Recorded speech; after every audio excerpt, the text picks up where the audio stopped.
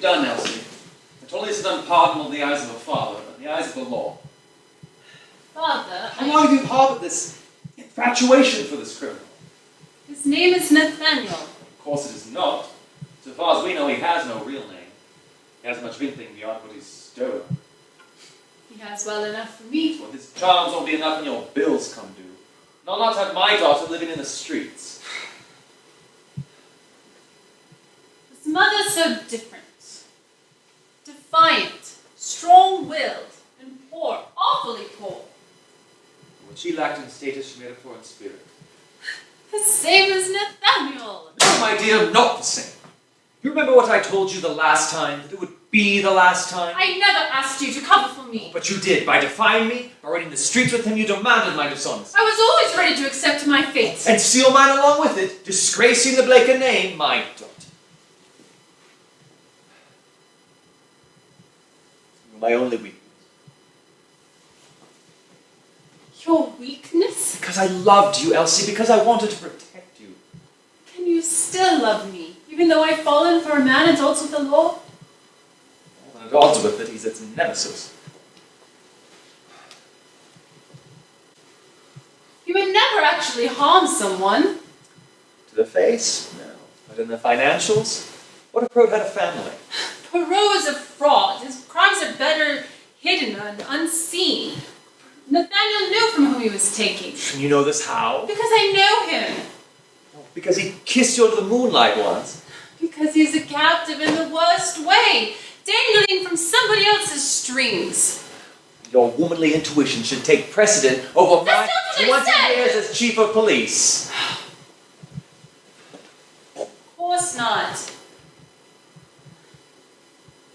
I only wish that As if your mother were here to reason with me. to break through your reason, you're imprisoned by it.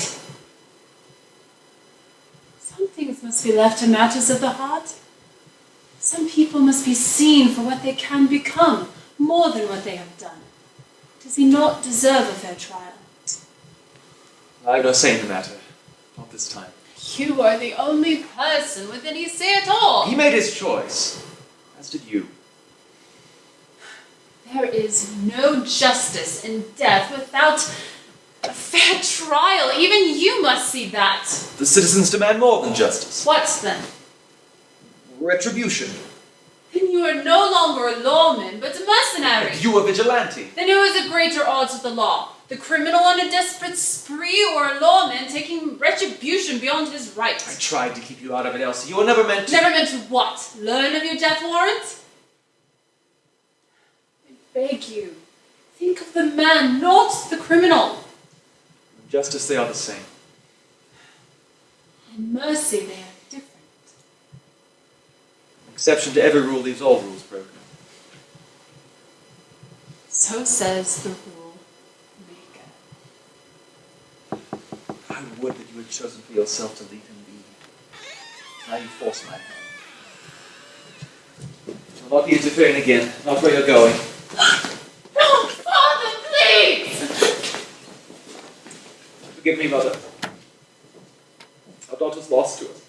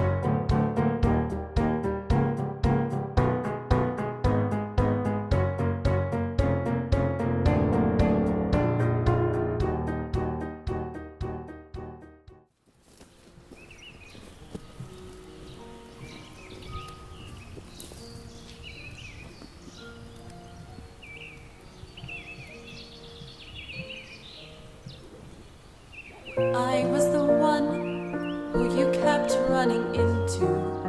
A stumbling block, no, only a girl who was foolish enough to follow you down. Did you think? Did you stop?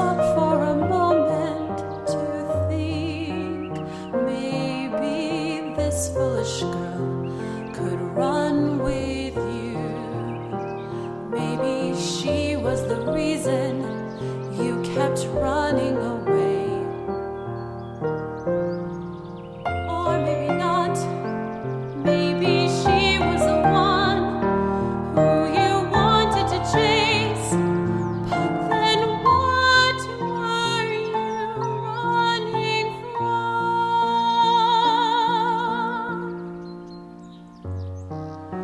Why couldn't you see it was you who needed me? Running away from your frequent accusers, I tried to help where I could, and you knew how I always understood. You had to run from the ones who would lock you away. Well, okay, but why did you run away from me? When I gave you your freedom, is that all I can give? I want to run, not to turn you around, but to be where you are when the chase is on. I can give you anything to keep you going. Just let me be your getaway from them. Hide here with me, but never from me. You can set the pace for us. Just tell me there's a place for us where you'll finally turn and see me. Let me run to you. Let me run with you. You're my getaway.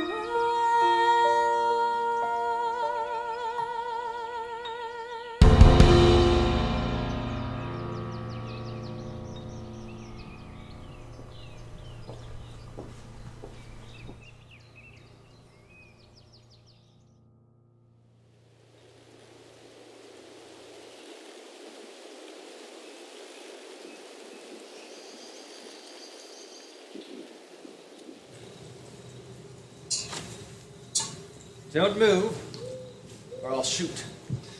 Why, your constableship. I didn't expect you here until the morning. Come, make yourself comfortable. You'll tell me the whereabouts of my daughter, or I'll... You'll shoot. Yes.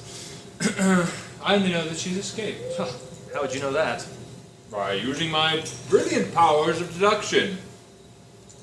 Namely, that you're here, and she is not. Still just as cheeky even at gunpoint.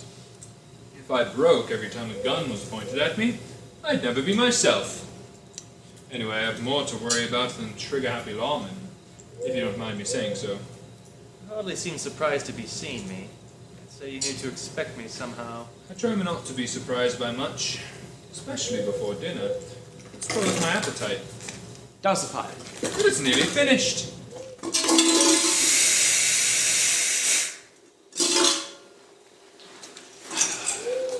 You know what I think it is? What?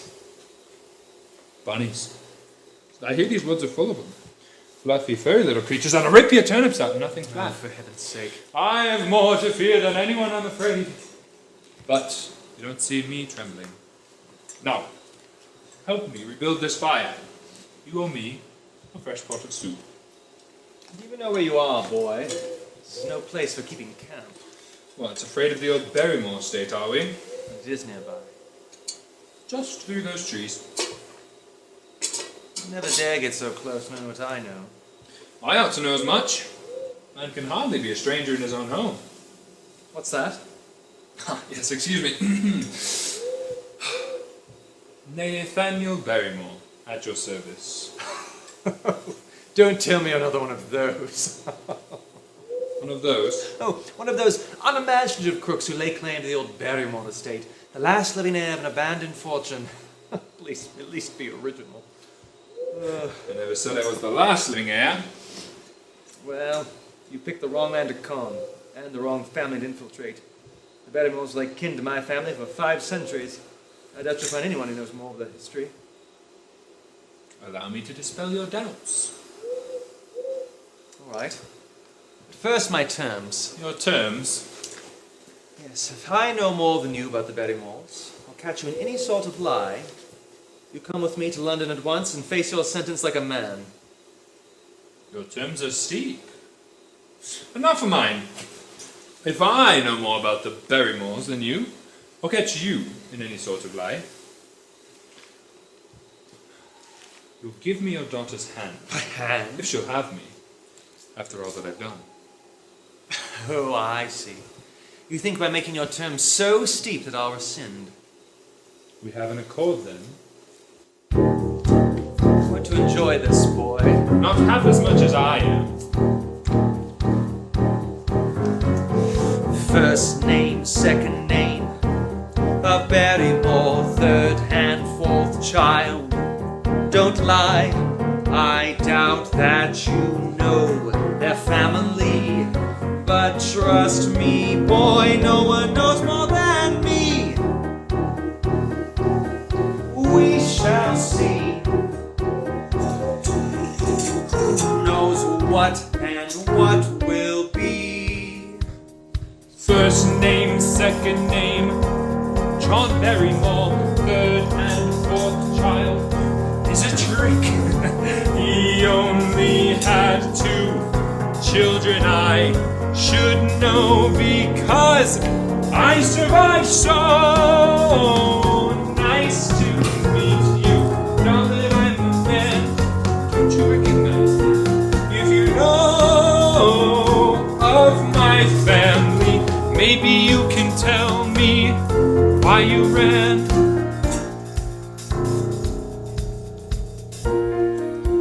Tell me what you know. Did they both get away?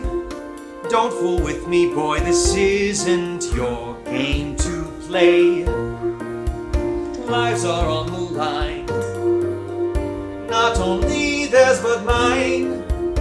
Can I be redeemed from what I did years ago or did not do?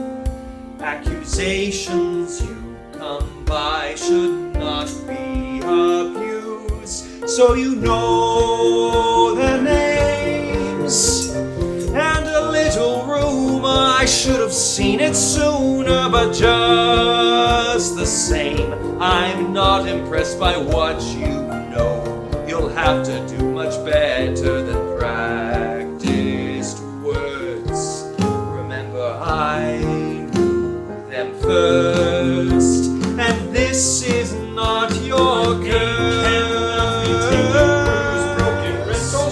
Names are more than titles given to a child. You're so much worse for stooping down to wear that name. Your ability cannot think.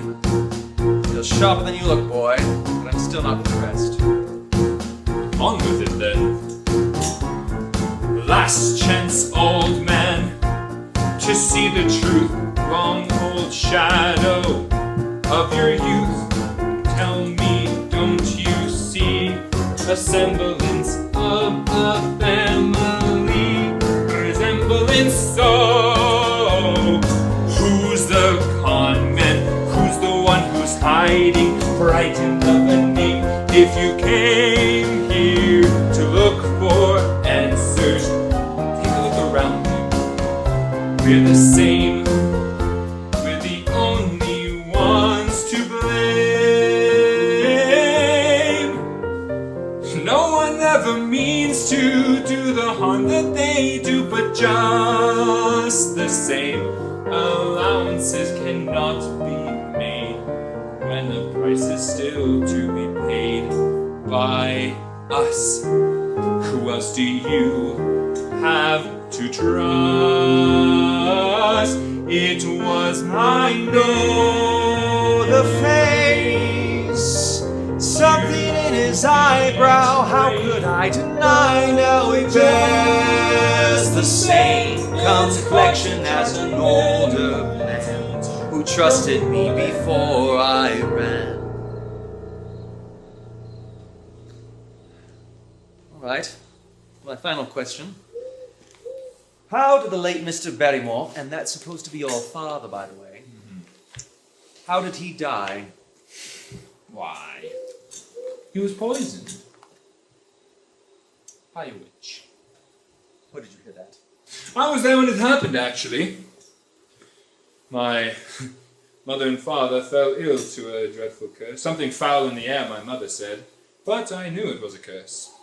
Of course, that wasn't long after Samuel Blaker, and that's supposed to be your father, ran off to London to become a trigger-happy lawman, like yourself. Tread lightly now. The ice is thinning beneath your feet. You're standing on the same ice, Mr. Blaker. It's still Constable, if you don't mind. Yes, but for how long? You know the curse as well as I do. Our 3 family names blackened out in the end. The Barrymores, the Blakers, and the Knightleys. The 3 families cursed by that wretched witch. You must have paid a high price for that information, boy. Every shilling I borrowed from Mr. Perraux. You mean stole? We'll call it lending without consent. But I needed that money to get one final name. And he wouldn't contribute to the cause willingly. The name of the last living Knightley. You're smarter than you look. Yes, and no farther than a stone's throw from where we are now. In the house? Oh, so I surmise. More of that deductive reasoning, you know. But the tracks led right up to the front door. Well, did you go inside? And have my soul ripped out by a malevolent spirit? No, that won't do. Anyway, which is why I'm particularly glad to see you here, my dear Constable. Another member of this curse who can distract said malevolence, should I need to make a run for it. Not likely. But who exactly is this Knightley woman? You said you came by a name. Ah, yes. Well, once known as Miss Beverly Knightley, she moved to London after the death of her mother, was married, and became Mrs. Beverly Atherton, the third party to our beloved curse. The Athertons? Isn't the playwright and his wife? One and the same. It's the poor bloke she married I feel for most. Just an ordinary man, as far as I can tell. Couldn't have known what he was getting himself into. More than that. All right, we'll call our wager a draw. Will we now? Well, I do know something more than you, after all. This Mrs. Atherton is not like the rest of us. Not at all being a Knightley. I don't think you understood our wager. Get up. I believe you. Or at least I'm willing to suspend my disbelief until proven otherwise. Oh, that doesn't sound like you. Anyway, I told you there were no signs of life. Yes, that's what concerns me. You see, I have the one piece of information you seem to have overlooked. Oh? Miss Knightley, or Mrs. Atherton, as you say, is not like the rest of us. The last living Knightley is the last living heir of a long line of soothsayers and magic dealers, rumored to be the lineage of a priest and a Wiccan. Now I'd say it's you who are inventing stories. I wish I were. You were right when you said you had more to fear than trigger-happy lawmen. Our quest to save my daughter's become far more complicated. And how's that? Because, dear boy, Beverly Atherton